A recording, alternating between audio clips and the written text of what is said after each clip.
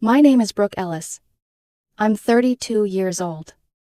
And until last Tuesday night, I thought I was building a life with the man I was going to marry someday. His name was Carter. Or maybe I should say his name is Carter.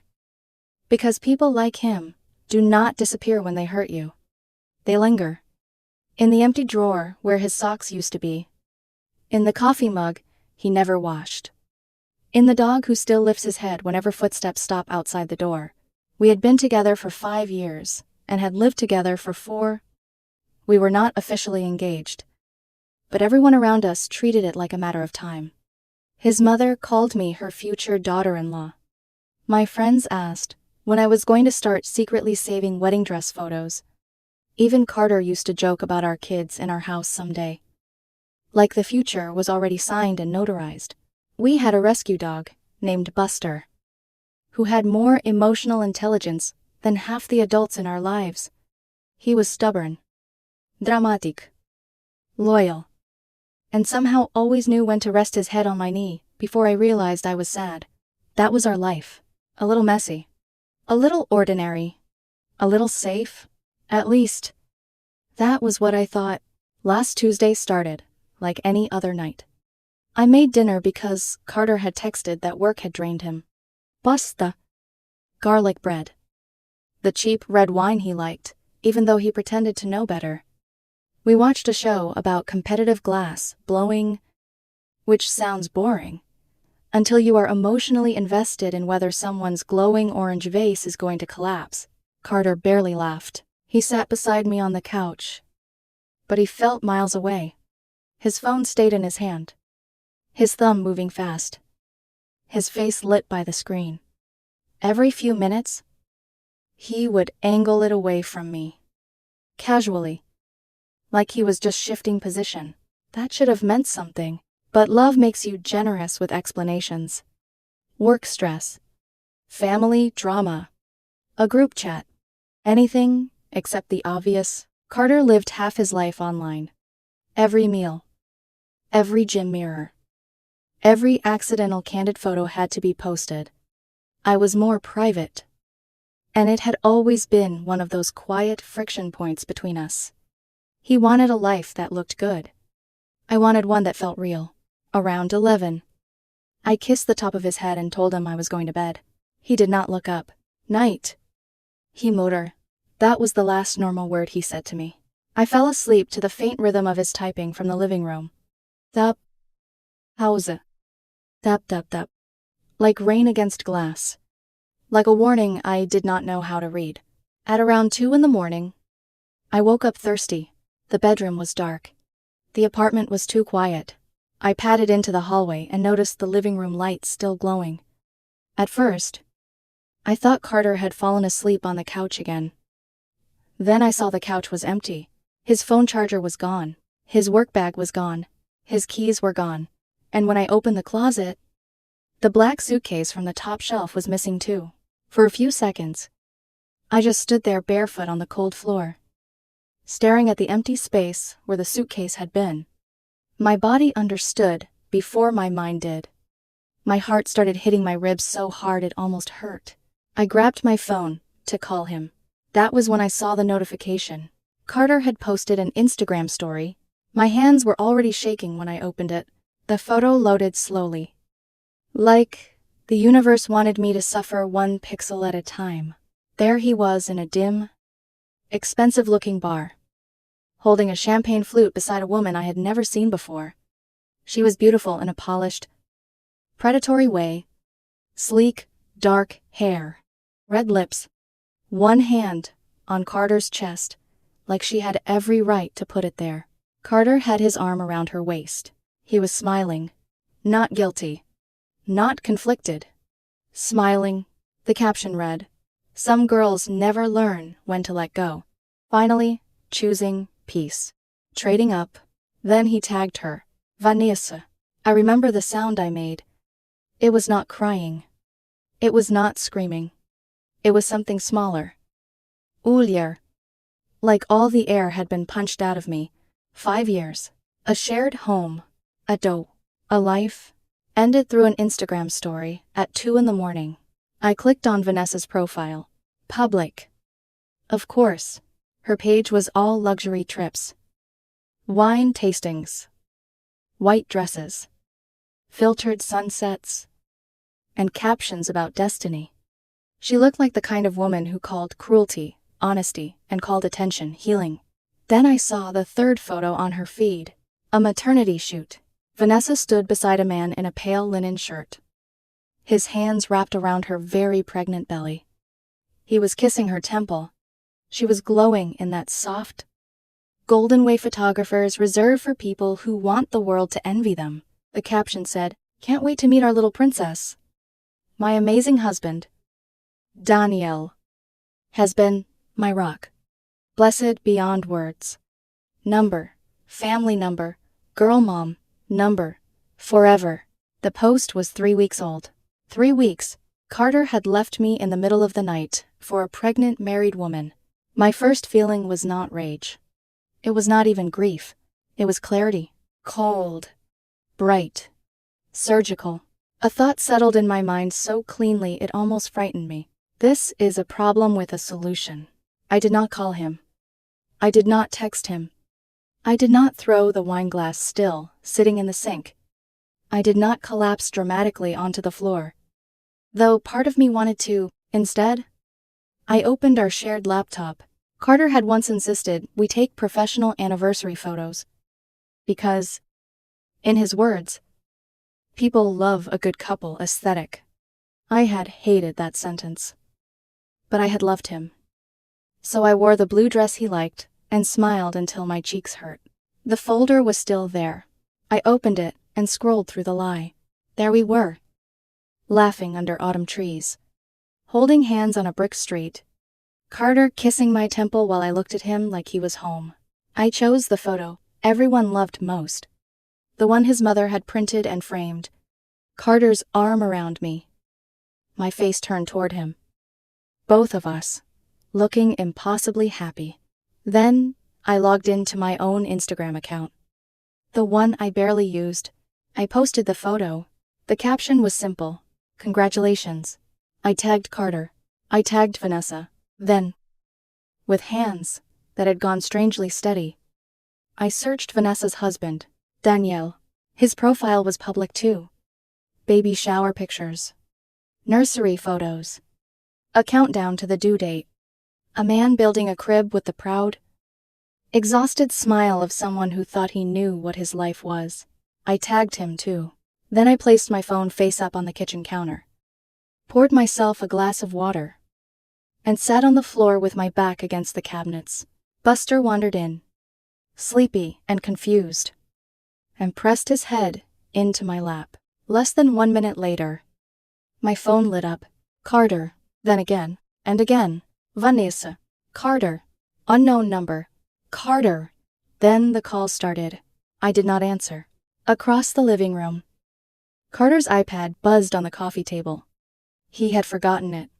The screen flashed with notifications so quickly they blurred together. Instagram, texts, group chat, his sister, my best friend, his mother, my mother, everyone watching the story unfold in real time. At 2:30 in the morning, in the apartment he had abandoned, I sat on the kitchen floor with my dog's head in my lap and listened to the sound of 2 carefully curated lives catching fire. I took one slow sip of water, and somehow, I knew this was only the beginning.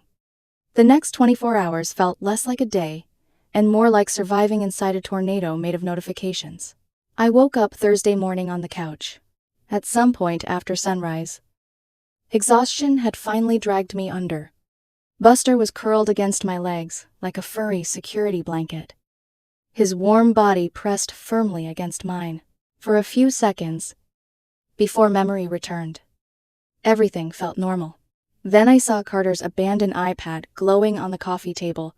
Reality came back all at once. The Instagram story, Vanessa, the tags, the calls, the betrayal. My stomach twisted. I checked my phone. 143 missed calls, 312 text messages, dozens of social media notifications, and 22 voicemails. Most were from Carter. A few were from unknown numbers. Several were from his family. One was from Vanessa. I listened to none of them. Instead, I switched my phone into airplane mode and made coffee. The strange thing was that I still wasn't crying. I kept waiting for the breakdown everyone talks about. The screaming, the sobbing, the dramatic collapse. Instead, I felt detached. Like I was watching someone else's life unravel through a pane of glass. The first real-world consequence arrived at exactly 7 in the morning. Bang, bang, bang. The apartment door shook beneath a furious pounding. Buster exploded into barking. I walked calmly to the door and looked through the peephole. Carter stood outside. For one brief moment, I barely recognized him. The smug, triumphant man from the Instagram story was gone. His hair was a mess. Dark circles hung beneath his eyes. His shirt was wrinkled. His face looked pale and panicked. He looked like someone who had spent an entire night discovering that actions have consequences. "Brooke," he shouted. More pounding. "Open the door." I said nothing. His fists hit the wood again. "I know you're in there." Still nothing. His breathing grew heavier. Then his phone rang. He answered immediately. I could only hear his sigh. "No. Mom. Pause. No. That's not what happened. Pause. She made it look worse than it is." Longer pause. "Vanessa and I aren't." He stopped. Even from behind the door, I could hear whoever was speaking ripping into him. For the first time, a tiny crack appeared in his confidence. "No. Mom? Listen." Another pause. His shoulders slumped. Then came the line that told me everything. Daniel wasn't supposed to find out like this. I closed my eyes. There it was. Not remorse. Not guilt.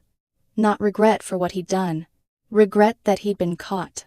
After another minute, he finally left. The silence afterward felt almost peaceful. Almost. By 10 in the morning, the emails started arriving. The first one came from Carter. Subject: "Please let me explain." It was nearly 3 pages long. He called it a misunderstanding. He claimed he had planned to talk to me. He insisted things weren't what they looked like. He said Vanessa's marriage was already over. He said my post had ruined lives. Not his affair. Not his choices. "My post?" I deleted the email without replying. The second email arrived 40 minutes later. That one made me sit up straighter. It came from a law firm. A very expensive one. The letter accused me of harassment, defamation, intentional emotional distress. It demanded I remove my social media post immediately. The tone was aggressive and threatening. The message beneath the legal language was simple. "We have money. You don't be scared." For the first time since all this began, I actually felt nervous. Not because I thought they were right. Because lawsuits are expensive. Stress is expensive. Being dragged through legal mud is expensive. I reread the letter twice. Then a third time. The more I read it, the less impressive it became. Everything depended on one argument. That I had lied. But I hadn't. I posted a photo. I wrote, "Congratulations." I tagged people. Every single thing was true. Painful, embarrassing, explosive, but true. Still, the letter taught me something important. Carter and Vanessa had chosen their strategy. They were going to make me the villain, the crazy ex-girlfriend, the unstable woman who couldn't move on, the bitter woman seeking revenge. And if they succeeded, everyone would stop talking about the affair. They'd start talking about me. I wasn't going to let that happen. That afternoon, I called my lawyer. His name was Richard Hale. He handled freelance contract work for me, occasionally, and had the personality of a man who considered trust a design flaw in human beings, which was exactly what I needed. I explained everything. The story, the post, the threats, the affair, the lawyer's letter. When I finished, Richard was silent for several seconds. Then he laughed. "Well," he said, "that's certainly creative. Am I in trouble?" "Not currently." "That's not reassuring." "It shouldn't be." I actually smiled for the first time all day. Richard continued. "The letter is mostly intimidation. Mostly. Nothing is ever 100% anything in law. Isail." He explained that while I had done nothing illegal, Continuing public battles could create unnecessary risks. His advice surprised me. Delete the post. You've already won. He said. What? The internet has screenshots. Everyone has seen it. Taking it down now makes you look reasonable. I hated the idea. Deleting it felt like surrender, like letting them win. Richard disagreed. Winning isn't about getting the last word, he said. It's about making sure you survive the aftermath. So I deleted it. The screenshots continued spreading anyway, exactly as he'd predicted. The internet never forgets. By evening, a new problem emerged. The apartment. Carter and I were both on the lease, both on utilities, both attached to dozens of irritating little financial obligations. Netflix, insurance, storage, subscriptions, accounts. Untangling everything would take months. And I knew Carter. He would use every possible complication as leverage. Sure enough, around 7 that night, a text appeared. Carter, I'm coming Saturday to get my things. I'll have police with me so you don't try anything. I stared at the message. Then I read it again. And again. The audacity was breathtaking. He disappeared in the middle of the night, publicly humiliated me, moved in with a married woman, threatened me with lawyers, and somehow I was the dangerous one. For the first time since Tuesday, genuine anger arrived. Not explosive anger, not screaming anger, the cold kind, the kind that sits quietly and starts making plans. I responded with one word. Okay. Nothing else. No argument, no threats, no emotion, just okay. A few minutes later, my phone buzzed again. Another text. Carter. Good. The confidence in that single word irritated me more than anything else. He thought he was in control. He thought the police escort would make him look like the victim. He thought I would panic. He thought I would fold. He thought wrong. After that, I spent the entire evening reading the lease agreement, the rental documents, emails from the landlord, every clause, every amendment, every boring page. Around midnight, I found something interesting. A clause most people would never notice. A clause about abandonment. I read it twice. Then, 3 times. Then I emailed Richard. 20 minutes later, my phone rang. He sounded impressed. Well, he said. What? You found it. A slow smile spread across my face. For the first time all week, I felt something other than betrayal. Possibility. Richard explained exactly how the clause worked. Exactly how Carter's actions fitted. Exactly how careful we needed to be. And exactly how badly this could backfire on him. By the end of the call, we had a plan. A legal one. A clean one. A devastating one. Saturday, at noon, Carter would arrive, believing he was about to reclaim control. Instead, he was walking straight into a trap he had built himself. I hung up. Buster lifted his head from the rug and looked at me. You know what's funny? I asked him. His tail thumped once. Carter thinks this weekend is going to be about getting his stuff back. Another tail thump. I looked around the apartment. The apartment that still smelled like him. The apartment full of memories I wasn't ready to touch. The apartment he had willingly abandoned. Then I looked at the lease sitting open on the table. And for the first time since the affair exploded, I felt something dangerous. Confidence. Saturday was coming, and Carter had absolutely no idea what was waiting for him. Saturday arrived gray and cold. The kind of morning that makes the world feel suspended between seasons. I woke before dawn. Not because I was nervous, because I couldn't sleep. Buster followed me from room to room while I prepared coffee and reviewed the plan for what felt like the 100th time. Richard had gone over everything the night before. Twice. Then again through email. His final message had been simple. Do not argue. Do not threaten. Do not lose your temper. Let the facts do the work. I intended to follow that advice.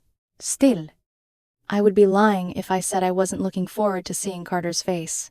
Not because I wanted revenge. At least, not entirely. I wanted him to understand something. Actions have consequences. And for the first time in his life, nobody was going to rescue him from them. Friday evening had been busy. The locksmith arrived at 11. A cheerful older man named Frank. He asked, no questions. Changed the locks in less than 30 minutes. Tested each key. Collected his payment. Left. By noon. The apartment had locks that Carter no longer had access to. At 11:45.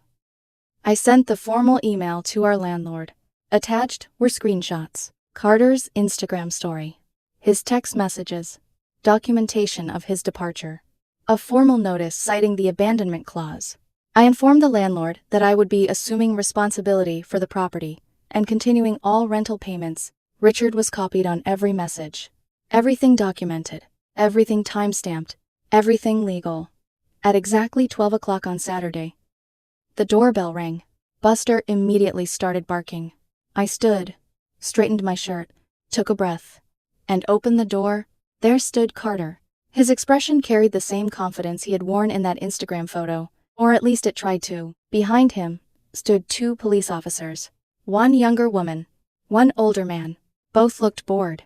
Both looked like people who had already dealt with 6 domestic disputes before lunch. And behind them, parked along the curb, stood a luxury SUV.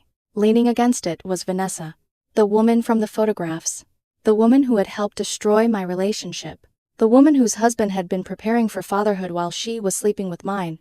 She was even prettier in person, and somehow far uglier, because now I could see the arrogance, the entitlement, the certainty that consequences were for other people. Carter folded his arms.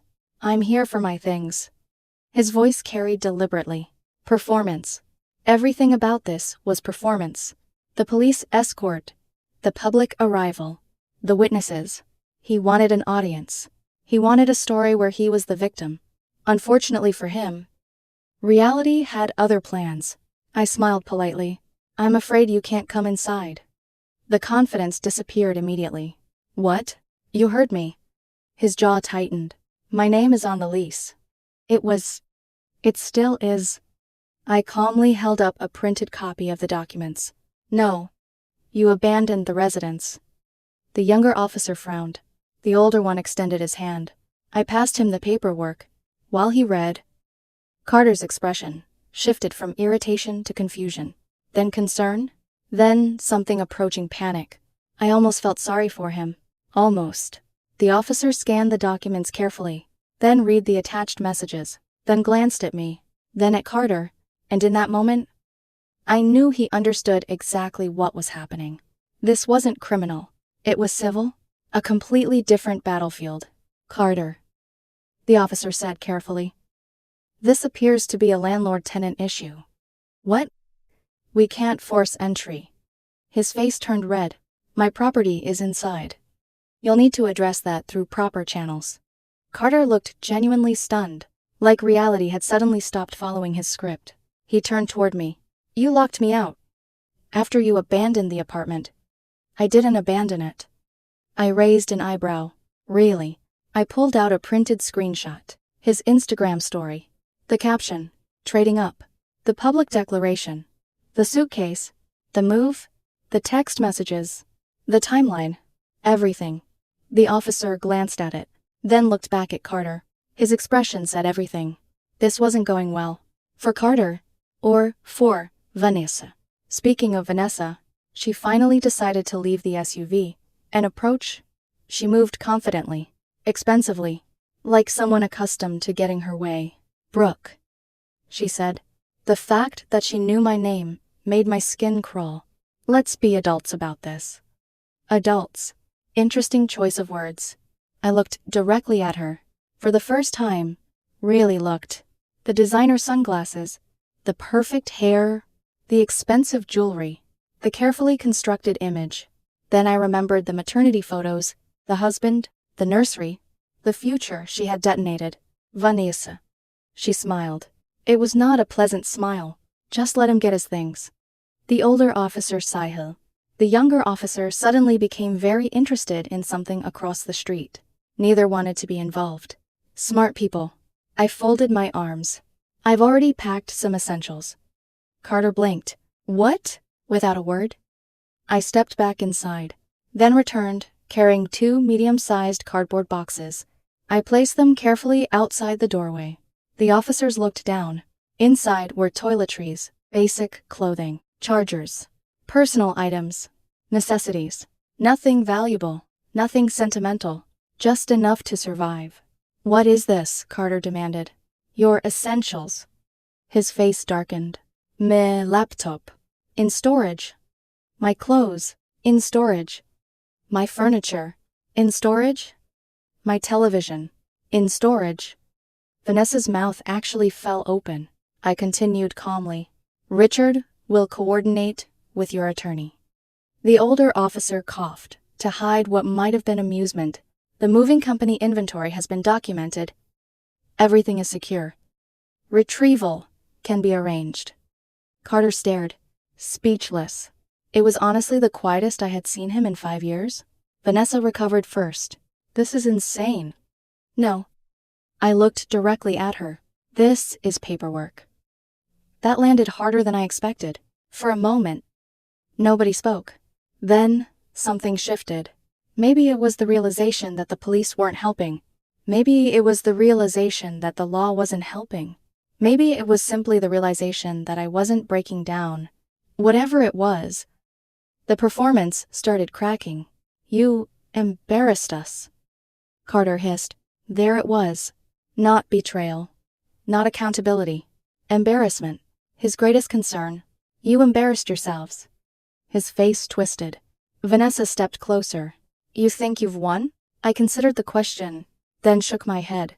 "No." Because I hadn't. Winning would mean none of this had happened. Winning would mean I still believed in the future I had built. Winning would mean I had never spent 3 days discovering how easily someone could throw away 5 years. No. This wasn't victory. This was survival. And survival looks different. The silence stretched. Then I noticed something. Vanessa's phone was ringing. Again. And again. And again. The caller ID flashed across the screen. Danielle, her husband. She rejected the call immediately. A few seconds later, another call appeared. She rejected that one too. The older officer saw it. I saw him see it. His expression changed. A tiny flicker. Recognition. Understanding. Suddenly, the entire situation made more sense. Vanessa noticed. Color rose in her cheeks. For the first time since arriving, she looked uncomfortable. "Good. Very good. Let's go." Carter muddled. The confidence was gone now. The swagger. The superiority. The certainty. All gone. He grabbed one box. Vanessa picked up the other. They looked ridiculous. Like 2 people carrying the remains of a bad decision. Before leaving, Carter turned back. One final time. His eyes were full of anger. But beneath that anger was something else. Fear. Because for the first time, he realized I wasn't chasing him. I wasn't begging. I wasn't competing. I wasn't fighting for him. I was removing him. Completely. Permanently. "You'll regret this," he said. The words sounded rehearsed. Weak. Desperate. I smiled gently. "No. Carter." Then I stepped backward. Into my home. And closed the door. The new lock clicked. The sound echoed through the apartment. For several seconds, I simply stood there, listening. Outside, voices erupted. Carter and Vanessa were arguing. The police officers were leaving. Car doors slammed. The SUV started. Then eventually everything faded. Silence returned. Real silence. The apartment suddenly felt enormous. Empty. Lonely. Mine. Buster wandered over and leaned against my leg. I rested a hand on his head. And for the first time since Carter disappeared into the night, I felt something unexpected. Peace. Not happiness. Not closure. Not healing. Those things would take time. But peace? A small, fragile piece of it. Enough to breathe. Enough to move forward. Enough to begin cleaning the wreckage. I looked around the apartment. At the furniture. At the photographs. At the traces of a life that no longer existed. Then I grabbed the first box of Carter's remaining belongings. There was still work to do. And somewhere deep down, I suspected the hardest battle hadn't even started yet. 6 months later, I learned something. Nobody tells you about surviving betrayal. The affair is only the explosion, The aftermath is the real war. People imagine a dramatic ending, a finale confrontation, a moment where justice arrives wrapped in a neat little bow. Life doesn't work that way. Life is paperwork, lawyers, receipts, depositions, therapy appointments, unexpected panic attacks in grocery store, parking lots, learning how to sleep alone again, learning how to trust your own judgment again, learning how to walk past a restaurant without remembering who used to sit across from you. The legal battle unfolded exactly the way Richard predicted. Long, expensive, exhausting. Carter and Vanessa came after me from every possible angle. First, they claimed I had illegally withheld Carter's belongings. Then they claimed I had damaged them. Then they claimed emotional distress. Then interference. Then harassment. Every few weeks, a new letter would arrive. Every few weeks, Richard would laugh, draft a response, and send it back. The man treated legal threats the way most people treated junk mail. Eventually, the case reached the deposition stage. That was where everything changed. The deposition took place in a downtown office building. On the 27th floor, the conference room looked exactly like every legal drama on television. Long table, harsh lighting, neutral walls, zero comfort. Present were me, Richard, Carter, and Carter's attorney. Vanessa wasn't there. By then, she had problems of her own. Very serious problems. The divorce proceedings with Daniel had exploded, and according to rumors, Daniel was proving far less forgiving than she'd expected. I sat calmly beside Richard. Across the table sat Carter. The man looked older. Not physically, emotionally. The arrogance was gone. The confidence too. For the first time since I'd met him, he looked uncertain. His attorney started aggressively. That wasn't surprising. He attempted to portray me as a vindictive ex-girlfriend obsessed with destroying lives. The Instagram post became his main focus. Ms. Ellis, he began. Did you post that photograph intending to publicly humiliate my client? I folded my hands. No. You didn't? No. The lawyer frowned. Then why post it? Because it was true. Silence. He blinked. I continued. Carter publicly announced a new relationship. I congratulated him. The lawyer clearly hated that answer. He tried several different angles, different wording, different implications. The result never changed. Facts are stubborn things. Eventually, he moved to the belongings dispute. A massive list appeared. Designer, clothing, electronics, furniture, luxury watches, gaming equipment, thousands upon thousands of dollars. According to Carter, I had effectively stolen his life. Richard waited patiently until the attorney finished. Then he slid a folder across the table. Inside were storage receipts, inventory logs, video documentation, moving company records, time stamps, photos, signatures. Every single item had been cataloged. Every single item remained available for retrieval. Every single expense had been documented. The attorney's expression tightened. He had clearly not seen everything beforehand. That was the first crack. The second crack became a collapse. Because then, Richard stood. And it became his turn. Richard never raised his voice. Never became emotional. Never acted dramatic. Which made him terrifying. He simply opened a file and began asking questions. Mr. Carter Reynolds. Carter shifted. Yes. When did your romantic relationship with Vanessa Morgan begin? We were friends. Richard nodded. Of course. He looked down at his notes. Is it your testimony that your friendship included a 3-day weekend in Napa Valley? Carter froze. Richard produced a credit card statement. Not mine. Carter's. Specifically, the shared account he and I both contributed to. The account used to pay for the trip, the room, the meals, the wine tours, everything. The date was 2 months before he left.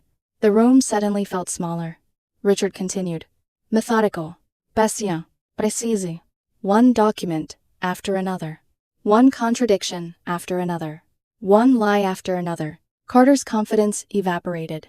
Then came the question that changed everything. Mr. Reynolds, were you aware that Vanessa Morgan was married at the time your relationship became romantic? Carter swallowed. She said her marriage was over. Richard nodded. I understand. Then another document appeared. Message. Screenshots.